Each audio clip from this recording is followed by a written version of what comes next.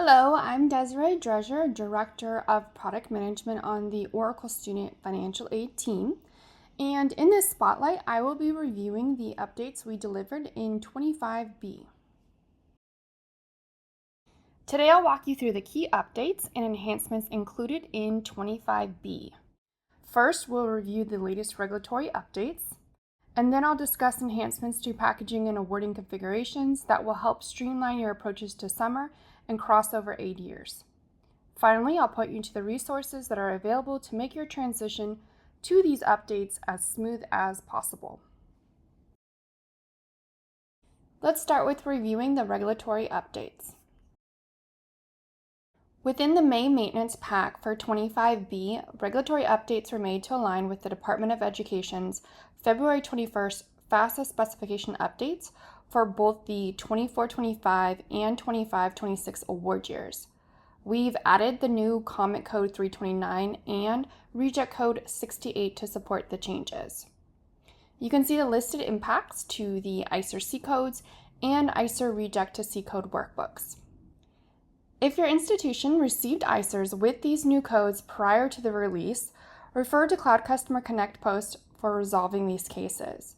A query is available to find any ICERs that contain the new C code 329, along with the process steps to update these records. All right, moving now on to the packaging and awarding configuration enhancements.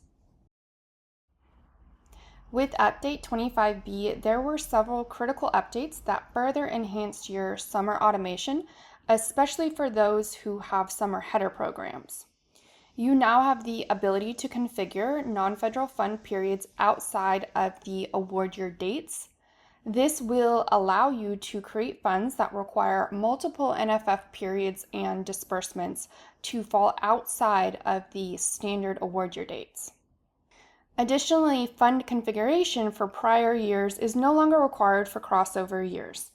This means that if you are a new implementing school, you can limit your configuration setup to only the award years that you intend to package for. And lastly, if your student has accepted their funds for an award year and the schedule or setup has updated causing the award year to change, the system now correctly retrieves that fund acceptance for the new award year via configuration. Within the June Maintenance Pack for 25B, we've introduced greater flexibility for summer loan processing. New methods with regulatory and with non-regulatory allow you to specify which terms are considered in student need calculations for Title IV loans.